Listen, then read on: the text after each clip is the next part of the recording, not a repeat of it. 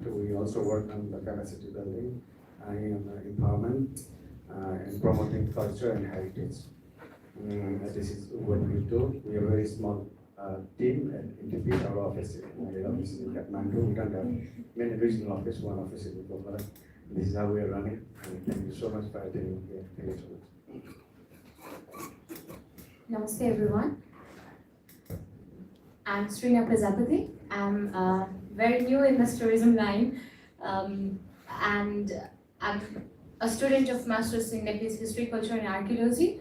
I'm a very proud local resident of Bhaktapur and also from Newar community, through which I'm indulged in this tourism line just to promote my culture, my traditions and all, through connecting with different personalities. I really hope I can do best.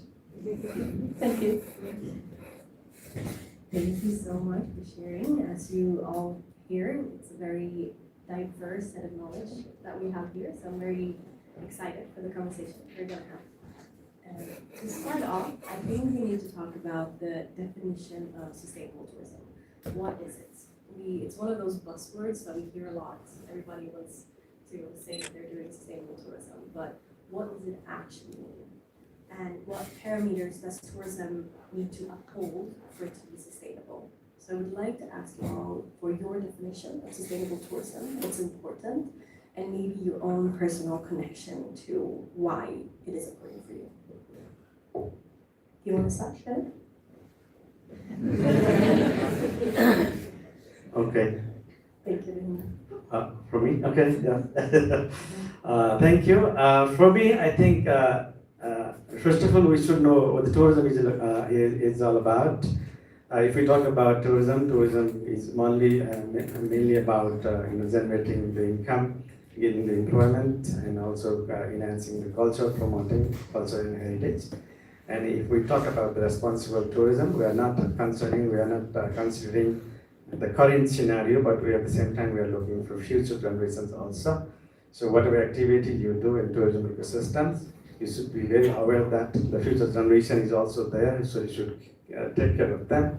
And whatever activity you do in tourism, please always take care of the future generations and make any destination activity very sustainable, lasting one, and we would give very good impressions in the current scenario, and that would also enable the future generations to follow the path. I think this is what the responsible tourism is for me. Thank you so much for sharing. Okay, for me, tourism, if we work beyond business, there is lot. Like in tourism, or maybe in most of the places, we talk about 3 P's: planet, people, and prosperity. So in tourism also, we have to sell and promote the destination or product, whereas we have to shape that concept, that product as well for the future generation. So sustainability is a huge thing that in every aspect it will be implemented. So in tourism, mostly in nature-based tourism, we have to be very careful on the sustainable tourism. And in Nepal, we are having all the natural nature-based tourism. So the sustainable tourism is very important, and how we are implementing by different ways. Every individual, we are doing business and we are practicing different things. How can we save our Himalayas and mountains? That's all. And how to hand over to the new next generation as well. So this is what I want to tell you now. Maybe in next questions I will tell more. Thank you. For us, what does sustainable tourism mean? So I'll start a bit with the personal reflection. What does sustainably itself means to me? So I come from a development background, and I never thought of ending up in tourism sector. But what does tourism means to me is sustainability in itself, because it keeps on going. The idea of income generation, idea of preservation, idea of safeguarding. But how do we do it? I think that's the next step. So yes, tourism gives income generation, benefit, but to whom? I think that's the main question. I think for our organization, the benefit must center around local people. So that's the sustainable tourism for us. So they shouldn't be treated as mere beneficiaries. The socio-economic cost attached to it, not just the benefit, but also the cost attached to it. So I think we need to have more difficult conversations around the cost, around how we are looking community tourism itself as. I don't believe community tourism equates to sustainable tourism if they are just taken as a token. So how do we amplify the voice? How do we create that space, and how do we as an organization leverage our position to promote community tourism? So that is sustainable tourism for us. Thank you.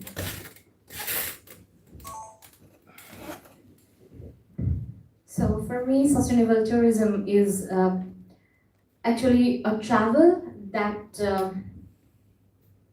is in need of today's generation without disrupting the things or the environment or the cultural stuffs, with respecting all the traditions and rituals, which would be the very beneficial to upcoming generation while in their travel journey or tribe. So while talking about the sustainability, I think we should adopt the traditional techniques of our traditional techniques of lifestyle. As globalization is going rapidly, we are forgetting sustainability. Though we are using sustainability word, we are actually not adopting what sustainability is. If we look after our ancestors, I think we'll talk about this, but still, we should look after the ancestral lifestyles, traditional lifestyles, to really talk about this sustainable tourism. Perfect. Thank you so much. And in our previous conversation, we had a little talk before. I thought something you shared, Lucky, was really important for this conversation. You were talking about quantity over quality. No, sorry, quality over quantity. And if you would like to say a few words about that. Like we are talking about like mass tourism or control tourism, kind of the quantity and quality. And in Nepal, we are already started working on mass tourism or quantity, right? But in Nepal, we already have a lot of potential of the quality tourism, because we have like mountains, 14th mountains above 8,000. Because before we used to say 8, but now I heard it was 14. So like this kind of treasure we do have. And also a lot of things are here. Our culture is very rich over here. And the heritage. And many things we can really share and also preserve that all, and also work on that. But how we are doing, we are not paying attention to do the quality. Because we have lots of new buildings like 5-star hotels, 3-star hotels are going on, but still the quality is not there. And that's why, like even in the trekking industry, there are so many guides are there, they are not well trained or educated. So this is very important for this to preserve or to hand over these things to our future generation. Whatever we are entertaining, we also have to hand over that. So for that, if we are really educated, we are really aware of that, we can do like that way. Otherwise, we will mesh everything. We will finish everything. So that's why we should go on the quality tourism now, because we already have the quantity, but there is chances of the quality tourism. So that's for that we have to educate, and also training, or have to share the knowledge by each other, whatever we have seen and experiences and doing this all. So this is very important that we all have to work on the quality tourism, so that we don't need more people. If there is less people, either the quality tourists have come and we can make good business. So that's my thought that in Nepal we have opportunity, but still we are not grabbing that. Thank you for sharing that distinction between like bringing in, developing tourism in the sense of bringing in more people rather than, and then instead bringing them in a different way. Thank you. I would like to start us with talking about what's going right in the industry. So I want to ask what initiatives you've seen or implemented yourself that you believe are creating the tourism you would like to see more of. What initiatives are we already seeing that are sustainable in your definition? Maybe you want to talk about your, Sure. I think we have many examples, but to share a few, like I would like to divide it on two parts. One is how we are approaching tourism in itself. Like it goes back to the first question, like second question itself. How we are approaching tourism itself. So the whole idea of us starting was to act as a bridge between international travelers and communities that do not have access to marketing and technology. So that was the idea, and then the core idea behind that was to empower or support the empowerment journey of women who wanted to start entrepreneurship, and that one of the soft launch that we could do was through community homestay, and also to create different alternative destination where there was already mass tourism. So that was the basic idea. And like we were discussing before, we saw a lot of problem, and our founder is there, Mr. Shiva Dakal, he saw a lot of opportunity in it. So that's how we started. But as we are evolving, we are also discussing and having this conversation on just having an alternative destination is not enough. So we are working towards more destination management in itself. So we have our partner here, Smart Pani, on how we are working on destination development. So this is a project initiated by EC Mode through DFAT, and we are involved as partners. So in Dhankuta, in the eastern part of Nepal, we are working on responsible tourism. So yes, there is tourism. We are working on how we can promote and send responsible travelers there. But then there is also a component of too little water there. So how do we want to work on that part? So as a private sector, we have some limitation, but I think there's a huge scope of collaboration, and we've been very fortunate to have different partners in different areas. Like for responsible marketing, we are going and talking and having several meetings with Nepal Tourism Board, and during this WTM event in London, we were able to invite 30 plus international journalists who were interested to know Nepal beyond tourism, beyond mountains, sorry. So there are different things that we are working on, but for us, our main focus is not just to create just another alternative tourism destination, but work more on destination management. And we need a huge support and collaboration for that. So that's there. And another beautiful thing that came up these 2 years is the collaboration with local government. So until and unless local government do not take ownership on any destination, it's very difficult for it to manage sustainably. So that's our effort. And one thing I really want to highlight is the initiative we're doing, Community Connect, where we bring in tour agents and writers from different parts of the world. We call it Community Connect, and we have completed 2 editions of it, and we've been very fortunate to be featured in different publications. But the idea behind it is to amplify the local community voices, to put their voice on a global stage, and for them who haven't ever experienced Nepal to come here and do the first-hand experience. So these are some of the few initiatives we've been working on. Thank you. Thank you. As a quick follow-up question to you, it's so interesting, and I really like what you said with when we talk about tourism to center and prioritize the communities that should be the main benefactors of tourism.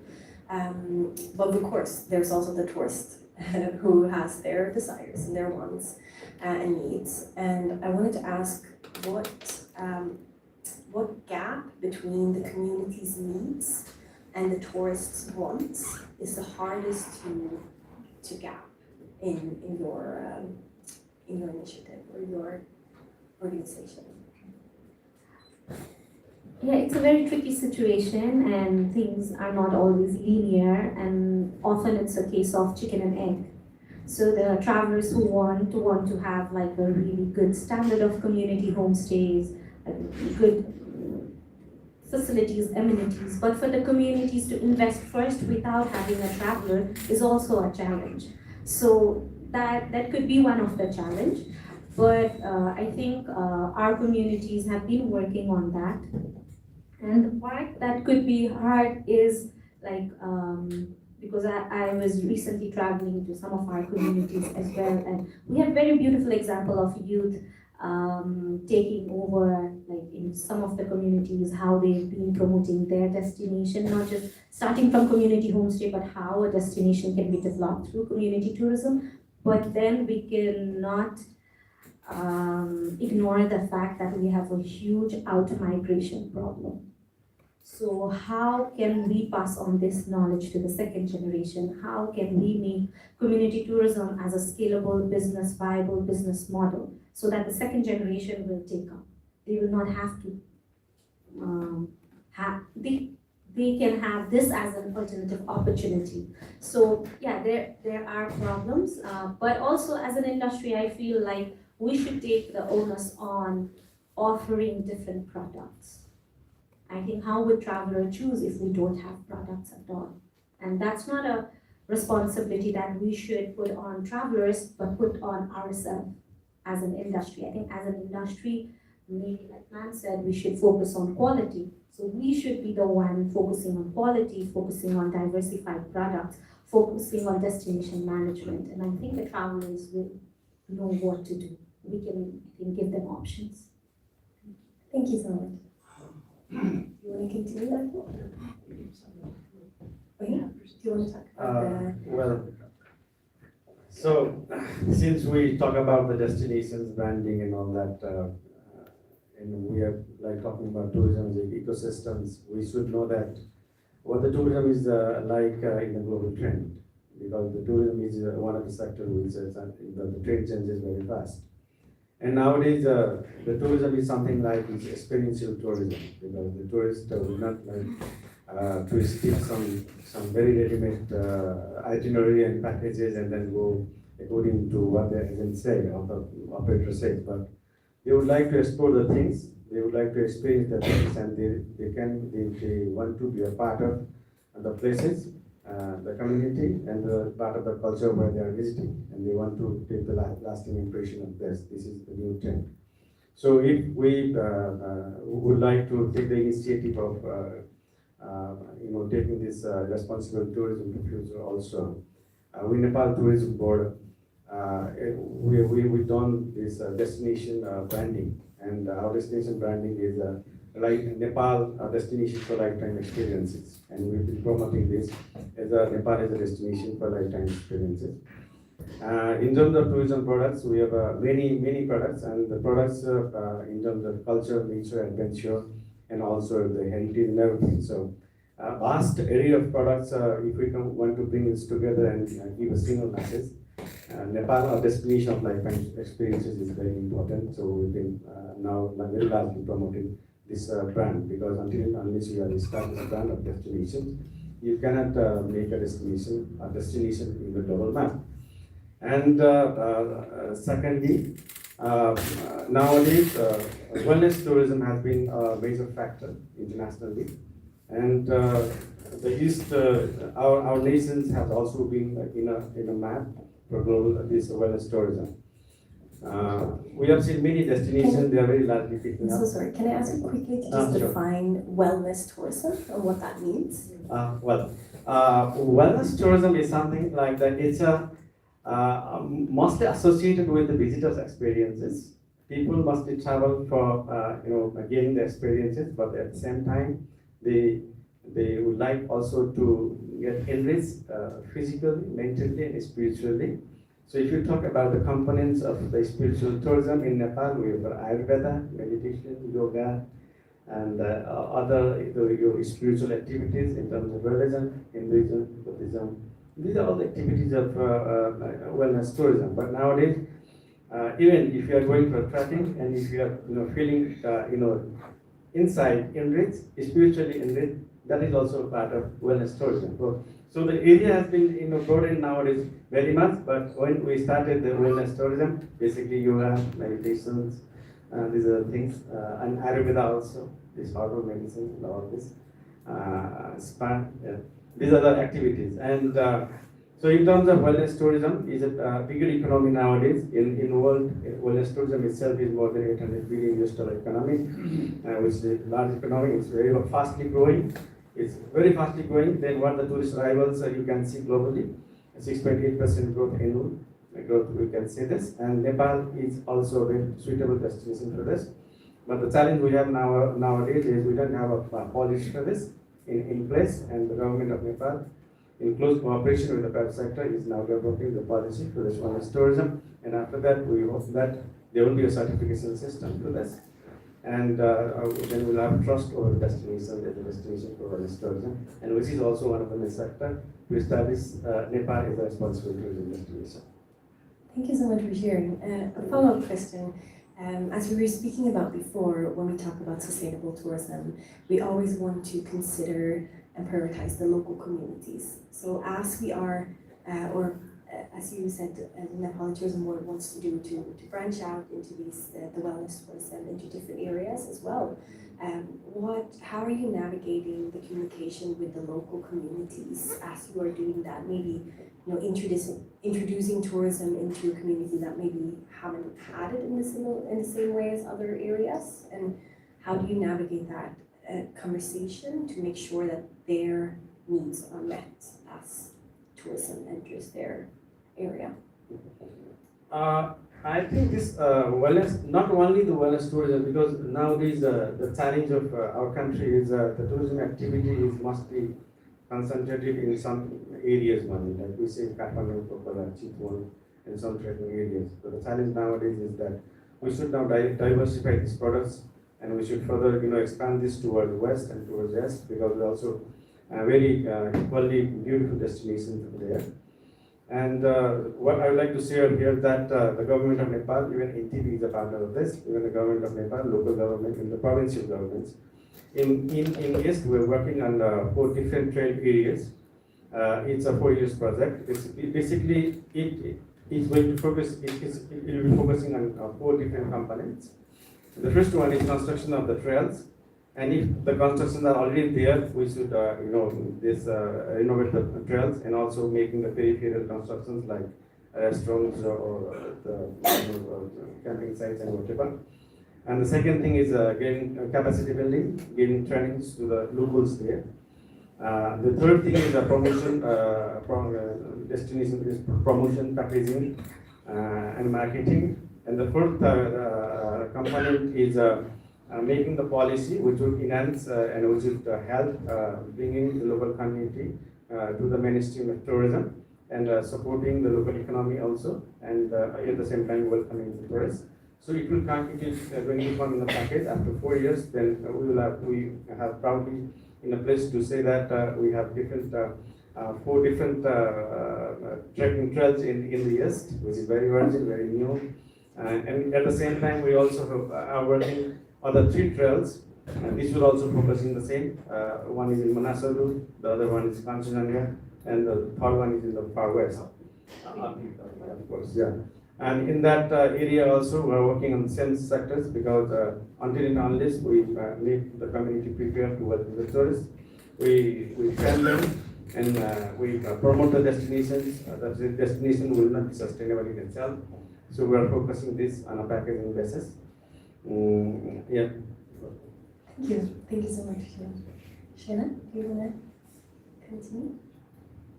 So the question is, The question, what initiatives are you seeing that are creating positive change in tourism, in the tourism industry? What initiatives are creating the type of tourism that you want to see. And even if you maybe haven't seen any, maybe which ones would you like to see? Okay, so while talking about the initiatives, some of the agencies right now, being on City Tour Guide and involving with some of the agencies over here, the local traditions are being promoted, like tourists are being taken, rather than big resorts or some other stuffs, big facilitated areas, tourists are being taken to the local houses where they can experience the local lifestyle. Like in our community, we have a pedicure system from very ancient time. So we are taking our guest in one of the local house to interact with that community and do the pedicure session, where they will pay a certain amount and also given food as well as a pedicure session. So this is the thing. Our culture can be sold to the tourist, and they can actually know how Nepal used to be or how our tradition used to be. I think this stuff should be bring in the front.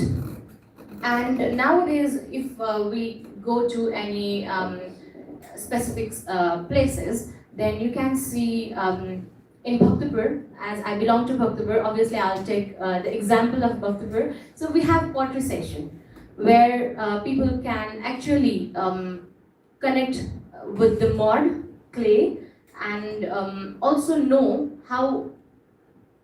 what the hard work is, right? So this is how the women are being involved, as well as our traditions are being sold, but not negatively, but positively.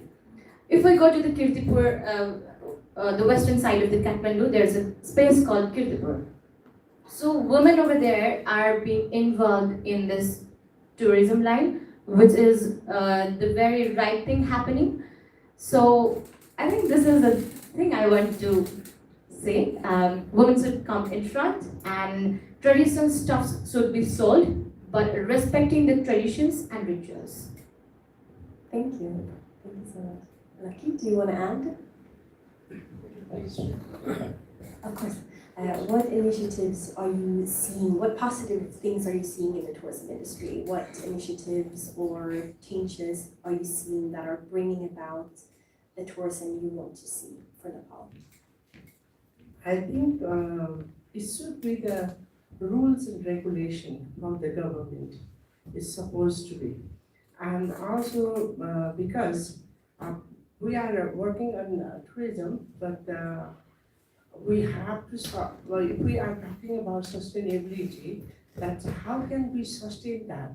So everybody should make the law and regulation, the government should make the rules and regulation that everybody should follow that. And also like the initiative that should be like something like they must have to have certain criteria that's to certify for the sustainability. So the people, they will be encouraged and they will learn from that. So it's now in Nepal, we use the word, we play with the word. That sustainability, responsibility, and now is wellness tourism is here.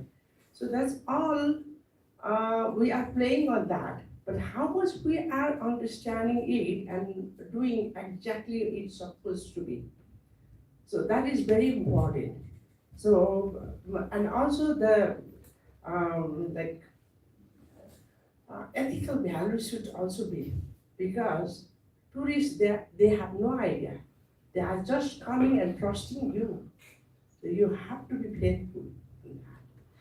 So sustainability is that. It's something like somebody come and when they go back, they will send other people. That should be like that. But we are trying to grab the opportunity, let it go.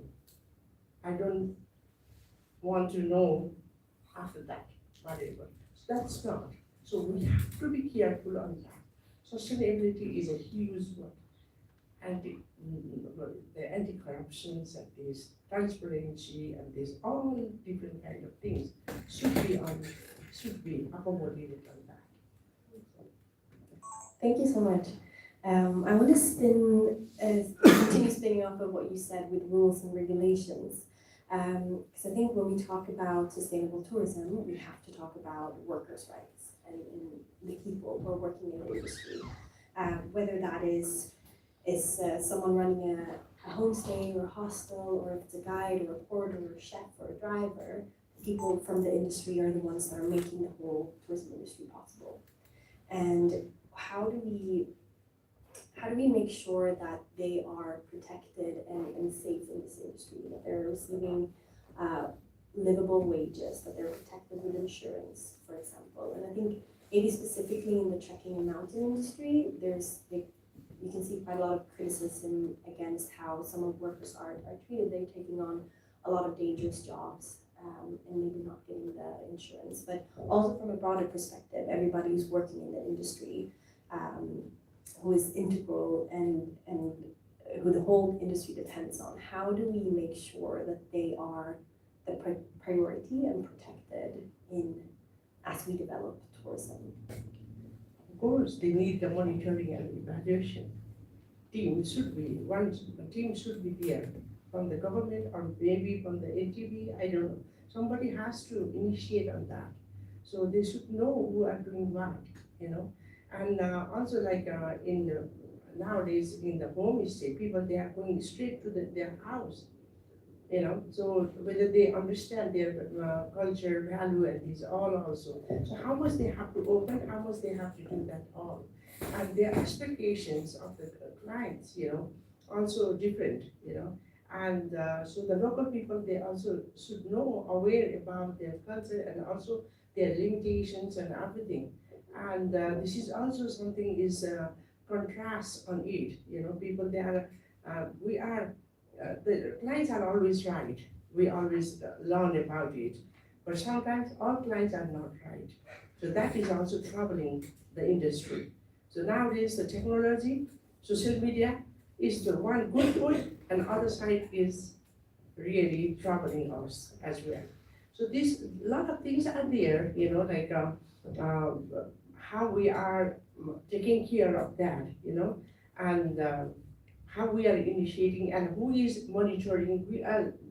This is now only by the perspective of the, you know, like somebody write about them in the in social media, everybody they write and they will see that one, and so people they follow that and going this. And also nowadays in many areas they are opening, like I have seen in Muknad area, it's a very, very delicate area. But once I have been there, that's what thousands of people were in Kathmandu. And many people, they were not finding the place to stay over there. And we were talking about that. After a couple of months, there was the flood. I don't know what it is. So how we are talking, like the capacity of the areas, you know. So everybody, everything that should be, government should be careful on that. And nowadays the trekkers, they are going in the mountain and they are not getting place to stay. Because the Nepalese people, they are going a lot, and people, they really enjoy having a lot of Nepalese people, they are giving good business to them. And tourists, they will come and they just have one meal and they need a room, so they are not happy on that. It's not the sustainability that. So who is monitoring that? So who is making these rules and regulations? So this is all very important on that. Thank you so much for sharing that. Shaina, do you want to continue? Or? Oh yeah, please go ahead. So I think for the worker safety and security, we have a mandatory provisions of ensuring the climbers, the helpers, or the trekking guides when they go in a trekking is a government mandatory system, and that would be ensured if they get some kind of incidents or some calamities or crisis arises there, and the evacuation of them or rescuing them or taking them to a safer place. All these are ensured. in terms of mountain tourism in Nepal. So it's good news that the workers are very well, secure, insured. In terms of this maintaining the wages, I think we talked about this. We are different communities or the workers group. I think they have set their own prices, and the industry will go according to what they have set collectively for their wages, daily wages in the mountains. And since tourism activity is very open economy here in Nepal, sometimes in the city area, the tourism, the workers would get the salary as per their experiences, as per their negotiations and the contracts that happens everywhere, I think. So in terms of workforce, the challenge now, I think we discuss also, the retaining the skilled manpower is the challenge. Nowadays, we all accept this. And for this again, if we are talking about the sustainability of the destinations, we should collectively promote the country as a quality tourism destinations. And since we have this challenge of the destination being a very seasonal destination, but actually it is not. So Nepal is a destination for 12 months. It's not a seasonal destination. So we should be, until and unless we bring hope and diversify the tourism products as per the seasons, as per the geographical area. This things also would remain innocent, and this will the whole ecosystem of tourism uplifts. So, and also I would like to share here that Nepal, we are a very good example that we have been a leader in the preservation and conservation of culture, and also the wildlife. The forest, this forest, the area that, almost 20% of the total area is, conserved as a national parks and wildlife. And beside this, we also have the community forest, more than 20,000 over community forests, and total more than 46% of the total area now is covered by forest. And it's a very good example if we talk about sustainable and ecotourism in Nepal. And also we have a system of buffer zone area where the people and community live, and the income from the national parks, which we generate from the tourism. We have a system of distributing this income towards the local community also. So in this way, so we have very good examples and initiatives of the sustainable tourism practices. Thank you. Can I ask you a follow-up question? You mentioned the insurance and some rules around salaries. I found during my research that a lot of people I interviewed, guides and porters normally, they said that there is a recommendation regarding salary and maximum carry, like what they are allowed to carry. But they said the problem was that is not really enforced. It's not usually followed, even though the good intention of the rule is there. And same with insurance. They said most of the times it falls short of the need. And I was wondering if that's something that the Nepali Tourism Board is trying to look into and see what can be done for these recommendations that are there to be more enforced in practice in the field as well. Thank you. Actually, Nepal Tourism Board itself is not reinforcing anything, but we can work at a pace between the workers and the government. And if we have this kind of issues, we take this issue very seriously to the government. If we have this kind of issues, and what we understand is that everything is taking place in terms of insurance. The porters are getting insured, the workers are getting insured, and I think it depends on the agency to agency. And we always encourage the tourists and the workers to work under the registered trekking agencies. Sometimes we can see the tourists not taking any services of registered trekking agencies, and we have different incidents, and we cannot locate the tourists. So, and they take the workers or the porters, they find on the way and just hire them. So we don't encourage this kind of things, which would largely discourage the benefits, the image of the destinations. If they are working on a very organized agency and company, I think that's happening. I think luckily you can share more about this regarding the insurance of the workers working under the company. Yeah, insurance is very important. Every individual's life is very important. So we have to take care of that. So luckily, I'm so proud to tell you that we are the first trekking company to do our private insurance for our staff, and we have a SSF, a Social Security Fund for them, and also we do the trekking insurance, and there is another for the time. So we are very much take care of our staff. They are the main, bone of our company. So we have to take care of them. So insurance is mandatory that everybody they should do that. So and other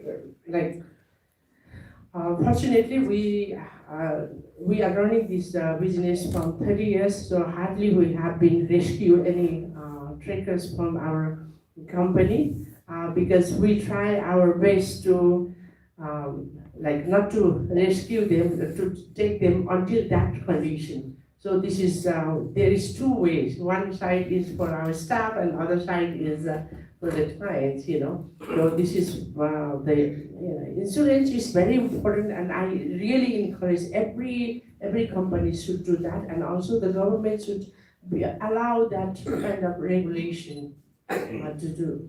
Yeah, and also like we are talking about this. So in the mountain nowadays is Everest region is so crowded and so polluted. These are also not the practice of sustainability. So we have to be careful on that. It's like we are getting royalty, but we are losing that. We are going long way back if we do like that. If we didn't take care of our resources.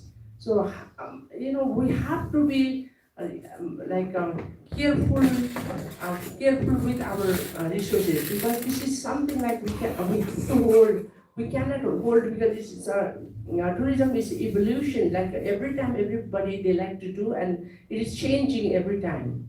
But on that, we should have a proper rules and regulation to make people to stay in their boundary. They don't cross the boundary. So that is how we can sustain our industry. Thank you.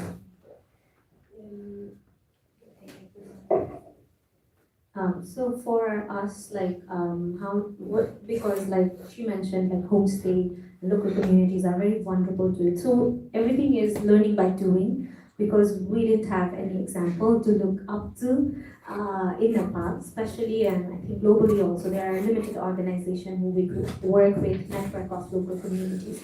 So when we started doing our familiarization trip with media and tour agent, especially the media people are coming, so how do we make them aware? Like we always tend to capacitate or train the local communities, but how do we communicate that local people should feel proud to showcase their culture, like how it was mentioned before, how the travelers should be also respectful. So we developed a social media and communication guideline that they shouldn't be taking random photos. Consent should be there. So this was not just for the communities, but for the travelers who are coming from very prominent, respectable publications. But I think we always need to draw a line when we are sending travelers to the community. And with that experience, what we have also worked on this year is we always had like operational guidelines for community members, like they used to put them. But now we are also working on travelers' code of conduct. So how should they be when they are? So that's what we are trying to do it differently. And on the question on fair pay, like fair wage, that's what we are trying to shift. It's a long-term impact that we are trying to focus on to create the entrepreneurial system in community homestay. So we work on 80-20 business model. So whatever amount a traveler spends with us, we take 20% markup and 80% goes directly to the community. So this is communicated very clearly because this is with the intention that they will become an entrepreneur. So they will not, because Nepal is like, this is also one of the reasons why we are working very passionately on this, is because Nepal is very romanticized or mystified. Because I think people are either thinking we are climbing up mountains or we're meditating. And that's nothing wrong with it. We're very proud of our mountains, and that has helped us to put ourselves in a global tourism map. But how can we do better for it? I think how can we involve people around those communities, mountain communities, in the tourism itself? So I think community tourism can give that opportunity, and I think to build that local entrepreneurial system is also a way to give a respectful, decent job opportunity. Thank you so much for sharing. And Shayna? And I was wondering if you wanted to talk, you talked exactly what you want to talk about, but from our conversation before, I thought it was really interesting when you shared your own personal experience with going from working with an agency and being now freelance. So I started my tour guide journey as a freelancer, but on the mid of my journey, I connected with the travel agencies. Though Turgan or NTV have set the exact amount for the tour guides or trekking guides, we really don't get that wages. While talking about the rights of the workers, we really don't get the exact rights of what we deserve for. I'm doing my master's, I'm student of master's in Nepalese history, culture and archaeology. I am from the local community. I'm indigenous, I belong to the indigenous community. I do have proper knowledge of the traditions, cultures, rituals. I want to share that traditions, cultures with the visitors, right? But while sharing these things, do I really get paid properly? These question marks have hit us. And while working with the travel agency, if I talk about the amount I'm paid, it's 2,000, while covering all the 7 UNESCO World Heritage Sites. And this 2,000 can't actually justice my knowledge about the traditional things, right? So right now, I've just left these 2 agencies and I've started doing freelance on my own. I've started doing heritage walk in my own city. I do not take my visitors or guests into the UNESCO World Heritage Site directly. I take through the traditional LA, make them involved with the local people, taking toward the traditional rice meals and make them feel, okay, this is exact old Nepal, is my aim now. So I'm doing this. And I really wonder if we have, while talking about the insurance, obviously trekking guides or porters may have insurance, but do we have, city tour guides have the insurance facilities? I have that questions in my mind, right? So life is ours also, right? But while working, if we get to face anything, do we have insurance? Do we have safety? So I don't know if anyone over here from the authority, Minister of Tourism or NTV Turgan, please look after these agencies who is actually exploiting the workers. Thank you so much. That's great. Thank you so much for sharing. I do really want to leave some room for a question for the audience. I just have one question that I want to ask, and I'm wondering maybe we can try and keep it short with the answers. I know it's a big question, but just we can try and then we can open up the audience to ask questions. But I wanted to ask what you see. We're talking about sustainable tourism today, and we all have visions and dreams for what that will look like. But what do you see as the biggest obstacle to get there today? I'm gonna leave it like that, and if you can, try to keep it short. Toward the sustainable tourism. Yeah, what's the biggest hurdle to? So while talking about the hurdle toward the sustainable tourism, we are not only the international visitors, but also domestic visitors do not actually have the civic sense to make our things sustainable. Uh, right now, as ma'am also said, domestic travelers are visiting different places. They are just exploring the Nepal. It's very good, but question is, are they actually? Do they have civic sense of sustainability? They are just polluting everywhere. They make videos, do all the stuffs, but are they responsible while visiting or exploring Nepal? And also very common right now, the very trending thing is maybe you have seen in social media, Indian civilians in Pokhara and Pashupatinath.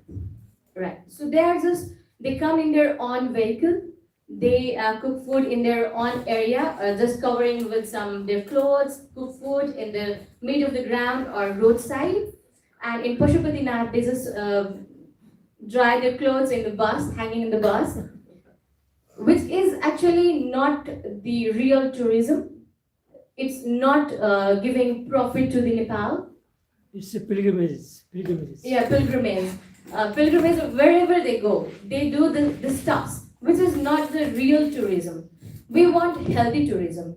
We want our visitors. We are okay with a very less number of visitors, but stay longer, go deeper, and understand Nepalese culture and Nepal. Right? So while talking about hurdle, this is the things. Tourists, visitors, international visitors, as well as Nepalese visitors, domestic visitors also should have that civic sense and a guidance while traveling. Well, thank you. Regarding the obstacles for sustainable tourism in Nepal, I think I can see the challenge that Nepal is being, largely been projected as a destination, a cheap destination, and sometimes in the international media also you can see this kind of reports, which is very bad for us. Actually, Nepal is not that kind of destination. We should, hit on this, and we should make sure that Nepal is not a cheap destination for this. And that's one of the challenges actually of modern obstacles for us. And also talking about the domestic tourism also, because domestic tourism is also one of the main sectors, one segment, which establish any destination ready for the international tourists. And in Nepal, I think the more challenge for us is that we should also educate the domestic travelers for being very responsible and responsible towards any destination, towards any activity they are doing. Because we can see, like here now, we can see in many destinations the domestic travelers are not acting as responsible travelers. That is also one of the main obstacles for us. And also the other obstacles is that the accessibility, because until and unless we get the tourists are now spending more on these air tickets and spending less on the destinations. But actually, we don't want this. They should spend more on destinations, and they get the competitive price for air price to come to Nepal. These are some, and also this the concentration of tourism in certain areas. We should diversify these things, and also the seasonality questions. These are also there. And the good thing we have in Nepal is that in terms of crisis management, we have a very good reputation nationally and internationally, and to get the confidence of the tourists. Thank you. Just a little reminder to try and keep it as short as possible. I think as a business entrepreneur, unhealthy competition. We don't really want to raise the quality, but we are compete on the price. That is, and the tourists are taking advantage of that. You know, they are always trying to make their budget. Okay, I will go in Nepal, I have this much of budget. But when they come here, they go door to door, and every time they are getting really cheap. And the service is also very cheap. So at the end, they will write back and this and that. So this is something, the lack of monitoring and evaluation again. This is something like we are the entrepreneurs, we are making money, we are doing business, but somebody has to be there to monitor that. Because that we cannot do by our own, but the government or country, like somebody has to be there to monitor that. So that are the main issues in Nepal. How many hotels we need, how many trucking company we need, we have no idea. If I see somebody is doing good, I will also do that.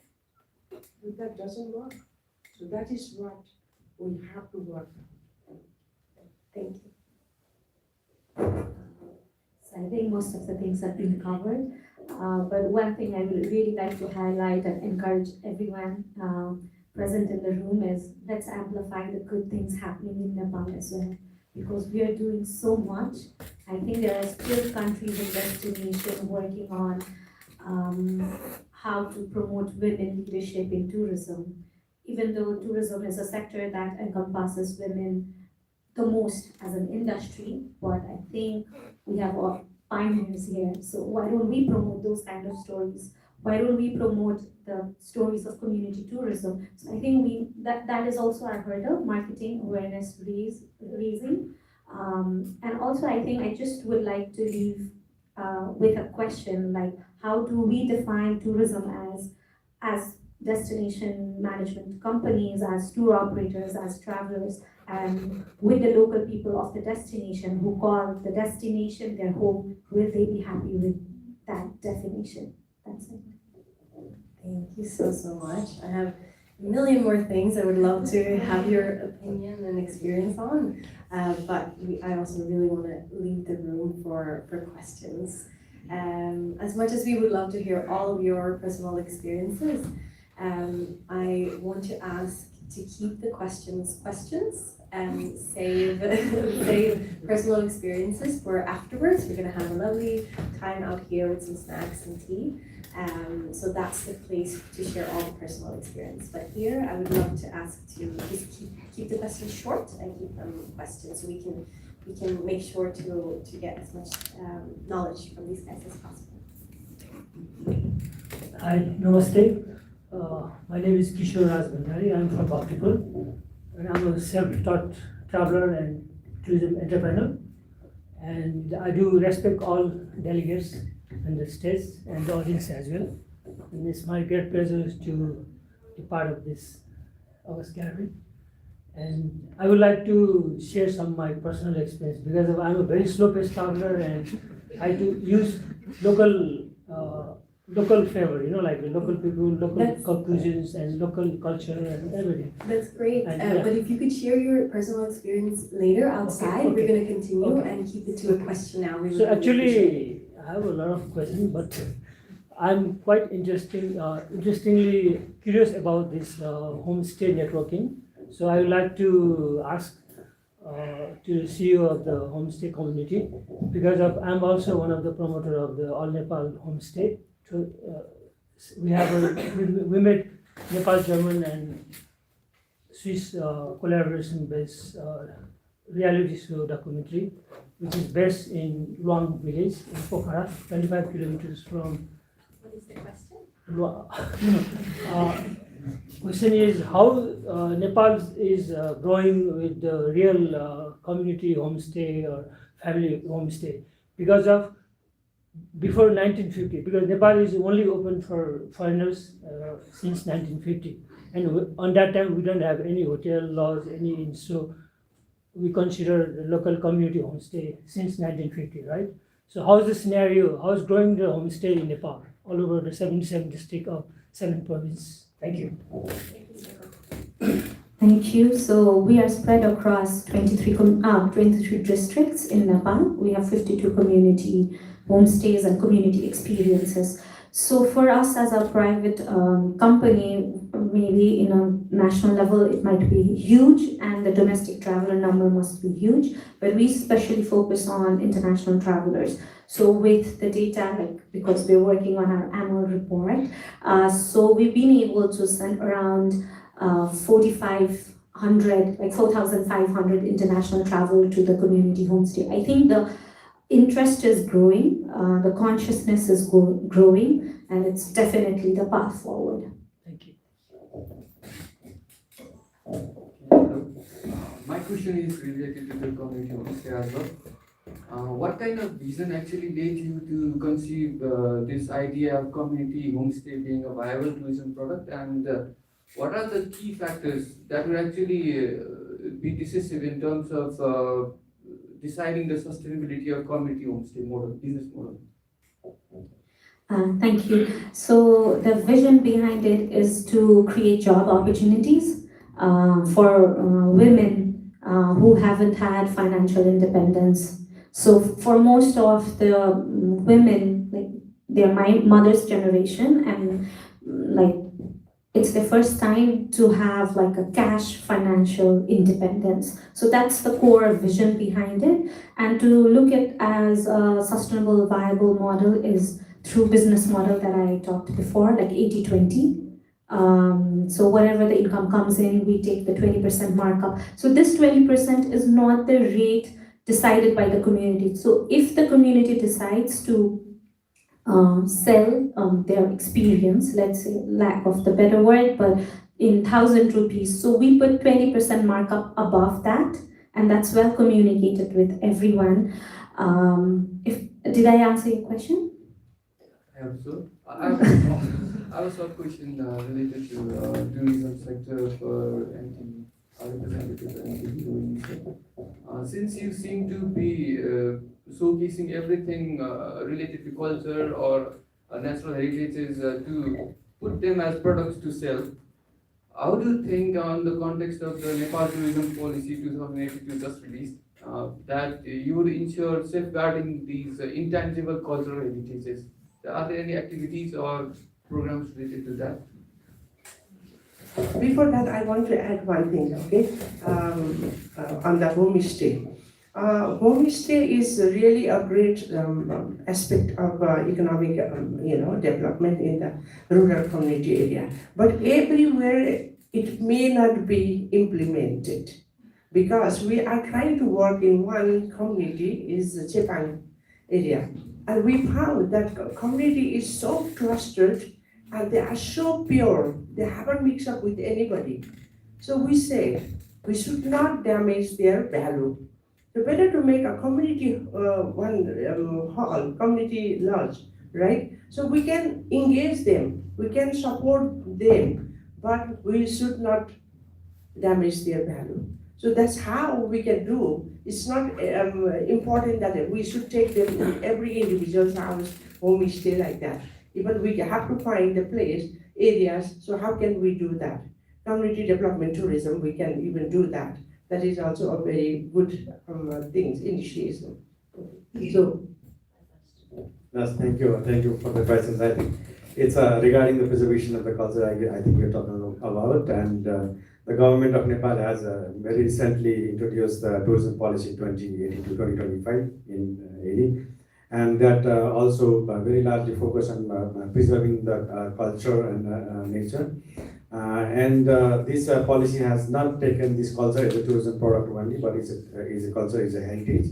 That means we should preserve this for the future generations also. And there's a dedicated Department of Tourism Ministry there, which looks after preservation and conservation of the local culture here in Nepal.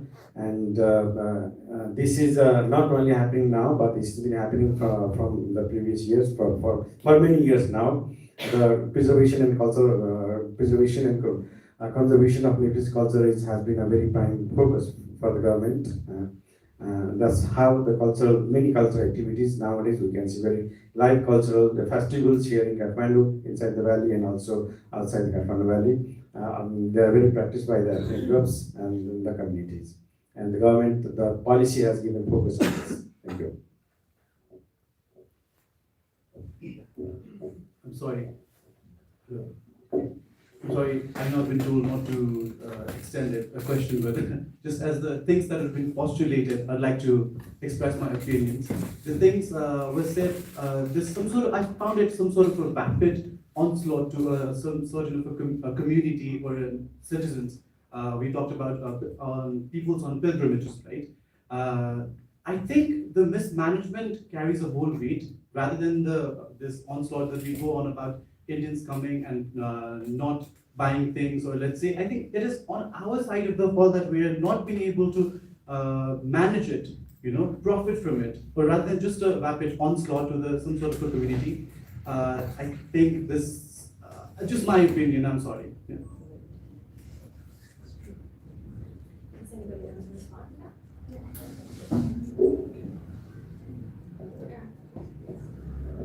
Yeah, I think I completely agree with that. It's more on the policy and how we monitor things, because I think the protest going on, I mean, globally as well, like Spain, Venice, everywhere, I think it's more on the policy that needs to be placed than to blame anyone who's coming, like how we are monitoring things, but also, like I mentioned, like how we offer our products as well as an industry. So we have to be very mindful about that. Is there any more questions?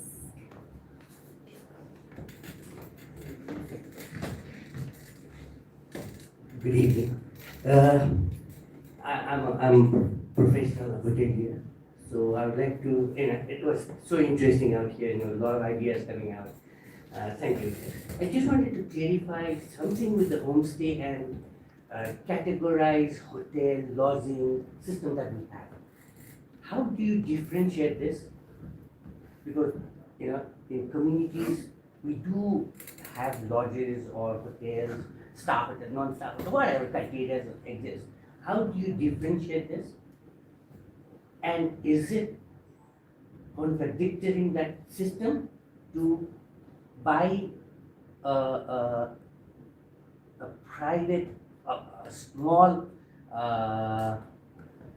idea of a homestay? And I understand your challenges. There must be a lot of challenges because we have close communities, as Madam said, like the Japangs. We have our cultural protective sentiments. You have a lot of these issues, and going into this must be a lot of challenges, even to open them up. So, what's the future path of getting this much more accepted for the tourists? That's one question. Sorry. Sure, thank you so much. I think I was not able to address during our questions itself, but it's a very interesting question, and we don't have a concrete solution to it, but I can share how we are trying to work on it. So how do we categorize, or who are in our network is, we are very careful on working with communities that are registered on local government as community homestays. But for single homestays that are operating, or communities, like ma'am said, like that are not able to open home for, like each one providing a room inside it, but want to do a community lodge model, we are very much open towards it as well. That's also Yes. a part of it. Yeah, right? community stay. We say it community stay. But sometimes in the community, people might not be able to open up itself, but then provide an experience. So we include that as well. So there are different models, and like our name is community homestay model because we started with community homestay, but we encompass a wide range of community experiences. But that also not neglecting the hotels, like boutique hotels, and the hotels who comply by sustainable tourism like criteria values, because we also do circuits, because there are many travelers who are interested to do community homestays, but they also want to experience Nepal differently through boutique hotels or hotels, and we're not trying to create any kind of competition, because Nepal already has a huge competition with a lot of European market itself. People in Europe want to travel to Europe. So in Nepal, why should we create that competition between the industry itself? So why don't we collaborate and work on the circuits? So for anyone going to the far western part of Nepal, we cannot just send them for one community homestay experience because of the cost, like the flight cost, and the internal flight cost itself is a challenge.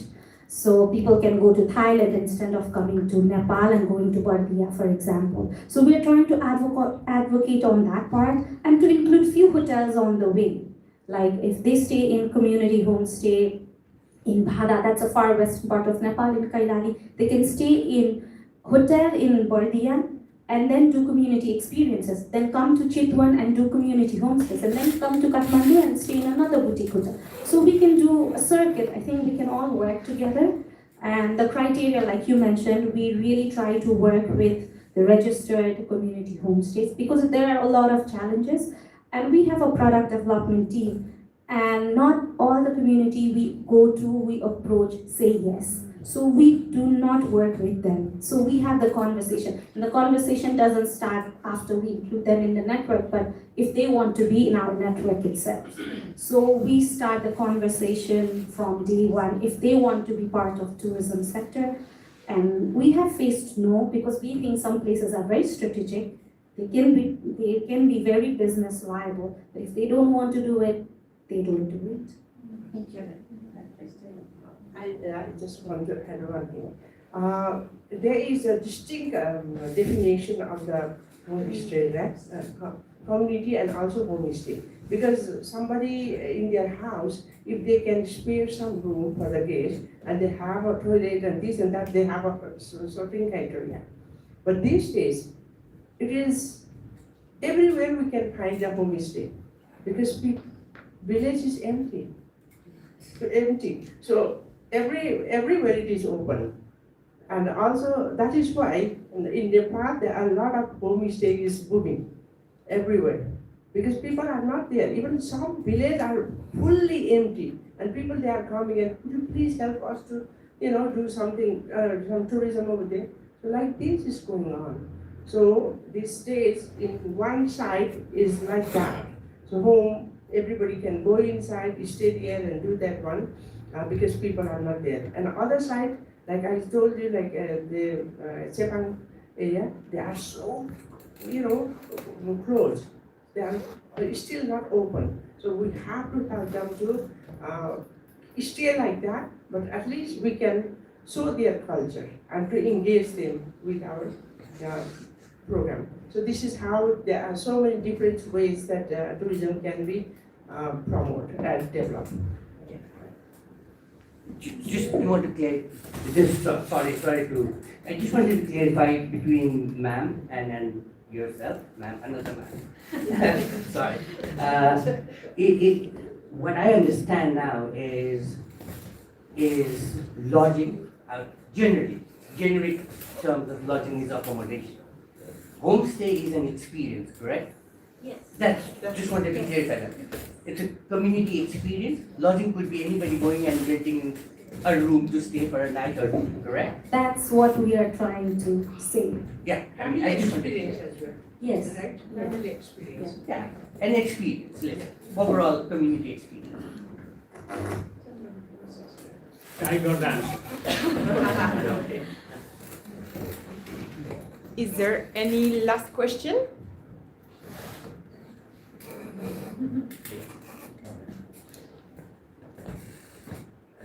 Okay, so maybe shortly, but you all talked about quality tourism, and I think like in the way you explained it, there was like different definition of what is quality tourism. So could you like all quickly explain what is your point of view? Thank you. Quality tourism means like high class tourists they will come, right? And they stay in a good hotels and every services will be high class, So they don't mind to pay actually. Even once, it's a long time ago, there was one trainer from Japan. He was an international trainer. And he was saying, I feel so sorry, the Nepalese people. You do have a lot of potential of the quality tourists to invite here, but unfortunately, you can't. Even I can't tell people to come here. Pollution, right? And road condition, this and that, he was listing so much. So there are so many things that we have to improve, and the quality tourism can be flourished. So this is what we are missing here. Like even people, they go to America, they pay a lot of money because they have all system. But in Nepal, we don't have. So that's why there are so many things we still have to improve for the quality tourism. Quality tourism means everything like high money, high value money, high value services and everything. That's it. Yeah, and quality tourism, I think, complementing Lucky Man, quality tourism is not only paying the high prices, but also acting very responsibly towards the destination, people, culture, and everything. Because until and unless they behave properly with and respect the local culture, local people, and pay the value of this, and that is not going to be a quality tourism and actually the quality tourist. And also it also depends on the service sector, the hospitality sector, the service givers. I think the host community would also, act very responsibly towards the tourists for their satisfactions, for their increasing experiences. So there are many things that the quality tourism could, be counted for this. So it's from both part, from the destination part also, from the visitors part also. All of them, they should be very responsibly, and also they should take the price for what they have sold to the tourists, and also tourists should pay the price of the what service and experience they have received.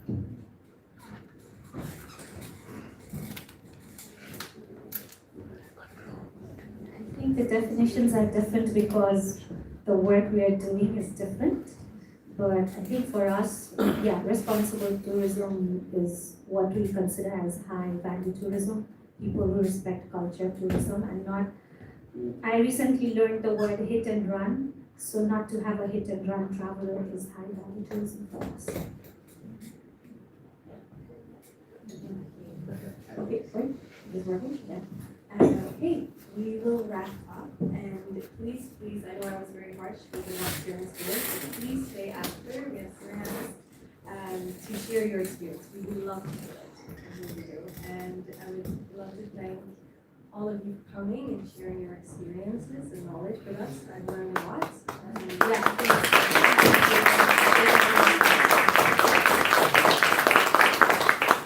I would also like to take the opportunity to thank everybody in the room to facilitate this conversation in English, even though you might have been more comfortable with Nepali.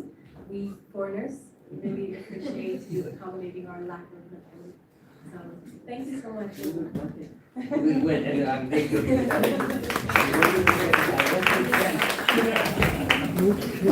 Let's continue this evening outside with a drink of night and share your experience with our panelists also. Thank you. Thank you, man.